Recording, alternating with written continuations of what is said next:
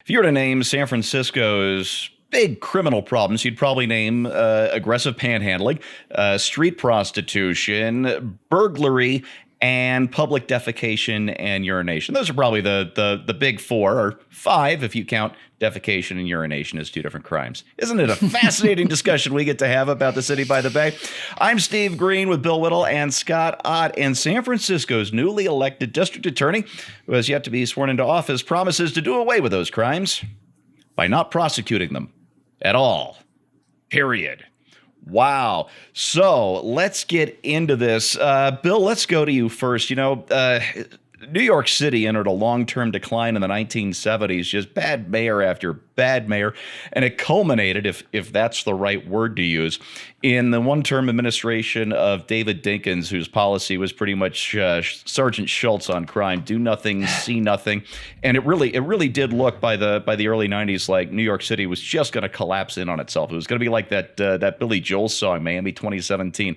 Instead, you had Rudy Giuliani come in with his new chief of police, supporting the broken windows theory of policing, and the city entered a renaissance that even 3 or 4 years of Bill de Blasio hasn't been able to undo.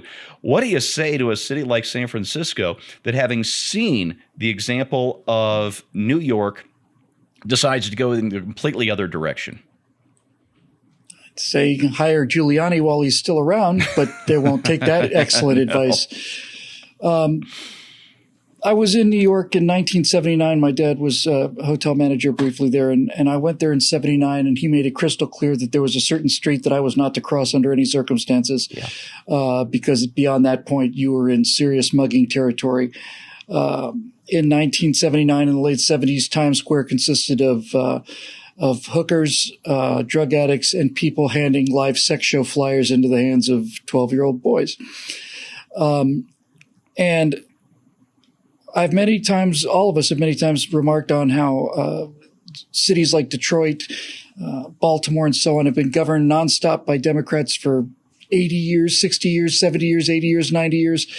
And New York is essential to understanding this, because you could say that, okay, well, yes, the Democrats have run these cities for 80 years uninterrupted, and they're living hellholes, but we don't know that it would have been different if there were any Republicans. But it turns out there's New York.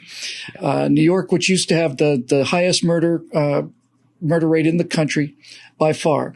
New York, that's every other subway train didn't work, or the doors weren't working. All of the subway cars were covered in graffiti. New York, which wasn't safe to walk on at nighttime, coming out of Broadway, you were in real trouble. And then along comes a Republican, and the next thing you know, Times Square at midnight, or at 3 a.m. for that matter, is like Disneyland. It's like Riverwalk. It just 100% absolutely feel completely safe there. The murder rate's not even in the top 20 anymore, I don't think. And so this is what you call evidence. And the evidence is that Rudy Giuliani, as a Republican, went to the city, coming from the office of a prosecutor. And he decided that the best way to make life better for people who lived in New York was to reduce the crime rate. And if you're going to reduce the crime rate, you got to go after criminals. But the real genius of Giuliani and Braxton, his police chief, was, as you said, Steve, this broken windows policy. And if I understand it correctly, in a nutshell, it works like this. If you walk down a neighborhood and you can see that the windows on the buildings are smashed, then you know that is a law-free neighborhood, that it is essentially a flag flying that says there is no law here.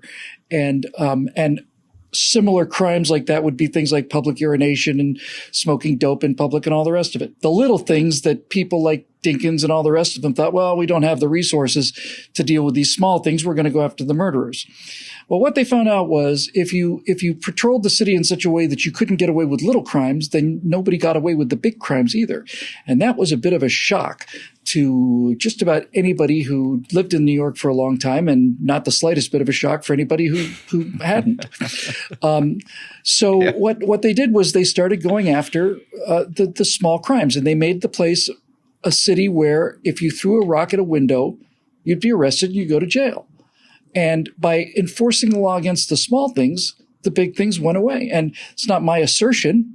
It's simply factually true, and it's true for anybody who experienced the city. How New Yorkers can vote for liberals after that example in front of their own eyes is beyond my understanding, but then a lot of things that they do is beyond my understanding. So San Francisco can continue to do this. They can continue to say that we're not going to prosecute these crimes, and then the situation will decay to the point where, as in New York City, you'll be taking your life in your hands if you decide to ride, BART, and your chance of coming home with cholera or tetanus or plague or whatever the case may be will become a real concern. And at which point, when it's no longer any way manageable or tenable, they may hire a Republican, and he'll turn things around about as fast if he follows the same formula. Yeah, indeed. Bill, you just gave me a thought there. H.L. Mencken quipped that democracy is based on the assumption that the people know what they want and deserve to get it good and hard. What we have in San Francisco, it looks like it's a white guilt electorate. That's what it is. They believe they deserve to get it good and hard. That's precisely correct. That having people defecating in the streets is a sign of their spiritual advancement. It's a sign of their tremendous moral superiority over those of you who think that people should not be allowed to defecate on the streets, you narrow-minded bigots in your flyover country who have nothing like the moral elasticity that these people have. They're going to get what they pay for, Steve. Yep. What it really is an assault on bourgeoisie values. And I'd like to talk about this incoming district attorney. I just forgot his first name. Boudin, Chesa or something like that. Chesa Boudin. This is a very interesting fellow, Scott, and I believe in my bones that his intentions are completely sinister, and I'm using that word advisedly. This guy, I called him in my PJ Media column this morning. I called him the Weather Underground baby. That's exactly what he is. His parents are David Gilbert and Kathy Boudin, who were both convicted of 3 counts of felony murder for the 1981 Brinks robbery that was supposed to fund the Weather Underground, and instead ended up with 3 dead guards and policemen. His dad is still in prison. His mom was released in 2003 on parole, and of course became an adjunct professor at Columbia University, because that's just the kind of people they're looking for at Columbia. That's unbelievable. And this is That's called tenure track, Steve. Yeah, right. Yeah. Dude, that was beautiful. And he was raised by his adoptive parents, Bill Ayers and Bernadine Dohrn, 2 other Weather Underground terrorists. I think this guy is essentially a terrorist through and through. And if his parents and his adopted parents try to destroy the country with a series of lame bombings, imagine what he can do now that he has the city's reins of power. It's hard to imagine how he even got there. And I want to couch these remarks in my sort of biblical understanding of sin here, because I don't think the child is culpable for the sins of the fathers. I think each person stands, each person stands in their own guilt or innocence on a particular circumstance, and all have sinned and fall short of the glory of God for that matter. But all of that said, when you grow up in a certain environment, you have a certain set of expectations. I once was having a meeting when I was a county commissioner with the guy who ran the correctional facility for the county, and he's a really nice guy. And he was talking about how to sort of get through this sort of inexorable recidivism problem that they had, where some 2/3 of the people who had been in jail will be in jail again, and they just keep coming back around. And it's generational in the sense that, children whose fathers were in jail often wind up in jail as well. And the mindset of the kids, because kids love their dads, So if you're a kid, you don't know he's a lousy person. You'd love your dad. And so if somebody puts your dad in jail, well, who's the bad guy? The guy who put your dad in jail. And so when you grow up with that kind of mindset, if you're growing up with a family of effectively domestic terrorists, then it's hard to believe that the domestic terrorists are the bad guy. It must be the people that are trying to jail them. And so I can see how a kid can grow up that way. What I don't see is how one gets elected to office that way. And there is a naivete that says that if we crack down on people who doing their business in the streets, for example, what we're really doing is punishing people for who they are. And who they are is poor and homeless. That's who they are. Remember, the whole progressive mindset is not that you can alter your behavior or that you choose to do some things and don't choose to do other things. It is that you are effectively born that way. And so if you're born poor, if you're born homeless, or if through no fault of your own, you wind up defecating in the street, well, that's not your fault. And you certainly shouldn't be punished for that. That's who you are, and you're just expressing your own self. What mystifies me even further is the fact that elected officials in San Francisco, a tremendously wealthy financial services and technology hub, I love that city so much. have not found a way to pass the hat among city residents and go around and just hand out money to people who don't have a place to poop. Yeah. I mean, don't you think that they should just be cutting checks or at least handing out cash? But it's or not a Apple poverty Pay problem. cards? It's a mental health problem. It's a public health crisis, and the attack here's the vector thing. is mental health. See, that's the thing. We're talking about root causes now. We're talking about the solution isn't to not prosecute people who are engaged in antisocial behavior. The solution has got to revolve around why is it that there are people doing this in the streets in the first place? And what has put them there? What are they culpable? Is there something lacking in our municipal governance or our community resources that have made it difficult for them to get from there to back to social and civil behavior? And it doesn't seem like they ever get to that. Instead, they defend Skid Row. They stand up for the right of people to sleep in the streets and to sleep in their own waste and to sleep in the waste of other people.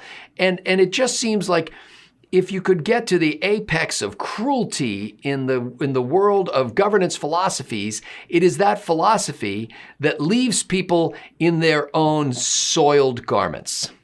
And by the way, during the Great Depression, enormous numbers of people were homeless, enormous numbers of people. And I bet you there was not a single case in the entire Depression of a homeless person defecating in the middle of a major city street. I bet there wasn't one. Yeah. There was shame back then. Point. Exactly. I want to talk about we should talk about and think about the obvious victims of San Francisco's public crime wave, or the people just trying to get to work or cross the street to the neighborhood shop, being assaulted, not just by people, but by sights and smells that you don't think people should have to see in a civilized place like a major metropolitan area. But there are other victims too. Let me talk about my time in San Francisco. I left the city in 1994 after living there for a couple of years, and it was a great city then.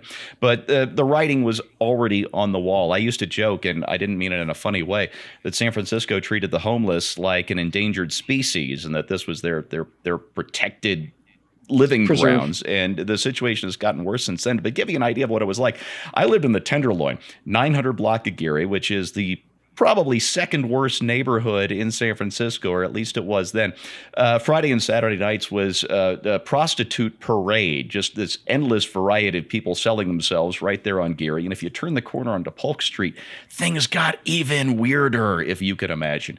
I put it at the time, it was like getting the live free version of Billy Joel's Captain Jack, just outside your apartment window every weekend. It was something to see. But that's not the worst of it. I worked in the financial district at Shackley Terraces, which has a different name now. But, it's a gleaming chrome and glass skyscraper, just beautiful. Some of the most expensive real estate in the entire world is San Francisco's financial district. And I would get off the Geary Line bus every morning, step out into some of the wealthiest real estate in the world, and practically get smacked in the face by the smell of human urine. And the city has only gotten worse in the 25 years since I left there. What I used to do is I still smoked back then, and I'd keep an extra pack of cigarettes on my person at all times. And that's what I would give to the aggressive panhandlers instead of money. Money they would spend on drugs. Cigarettes, they appreciated those and they'd leave you alone. And it was usually 1, 2, sometimes 3 cigarettes just to make the 45-second walk from the bus to Shackley Terrace. It was that bad. But There are other victims of San Francisco's new policy that we don't talk about, and I would like to do that for just a moment. Right in front of my apartment on Geary Street, there was a homeless guy who played saxophone, and he was actually pretty good. And instead of aggressively panhandling, he was providing a service, and I'd stand there and I'd listen for the remainder of his song, and I'd always put a buck or two in his saxophone case. Well, one day I'm coming home from work and he's out there. There's no saxophone. There's no saxophone case. And he's just asking people for money. And I asked him where his saxophone was. And he said, I pawned it. And I didn't ask him why he pawned it. I got a pretty good guess. And I always wondered if he ever got the treatment that he needed to get off the streets, because this guy had some real talent. And I'm afraid that in the future, if San Francisco is really going to let all this just go, that people like him will never get the treatment they need. That's the future of San Francisco, it's sad to say.